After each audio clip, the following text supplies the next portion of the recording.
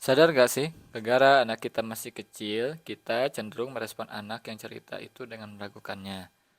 Mungkin karena kita berpikir kalau anak kita itu kayak Upin Ipin, yang antara fakta dan khayalan menyatu jadi seolah kenyataan.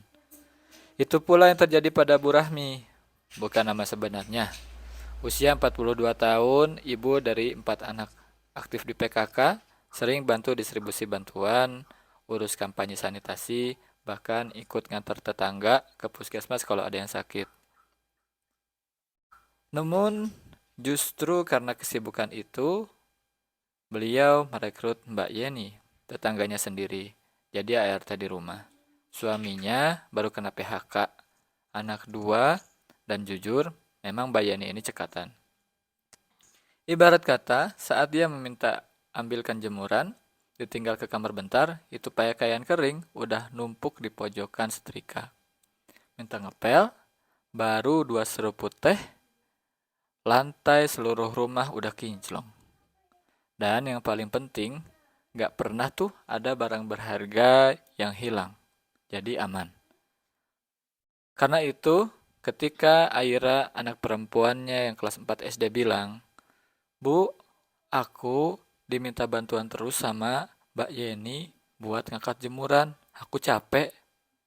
Bu Rahmi jawab dengan bijak, "Gak apa-apa nak, sekalian belajar tanggung jawab." Sampai satu malam, tanggal 21, Bu Rahmi membuka rice box dan kosong. Padahal biasanya cukup sampai tanggal 28. Ini kok sudah habis.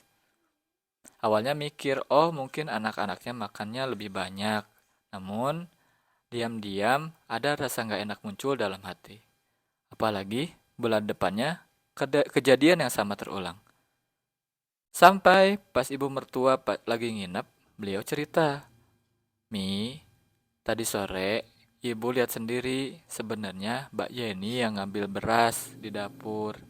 Dia masukin ke gude bagnya dan awalnya ibu sempat curiga saja. Namun tadi sore ibu memutuskan untuk mengeceknya dan benar di dalamnya ada beras." Saking gak percayanya, Bu Rahmi gak bisa marah, hanya bisa terpaku. Malam itu, di ruang makan, beliau hanya duduk lama. Kilasan muncul, Aira yang makin pendiam dan lebih cepat tidur. Pernah ngalamin juga?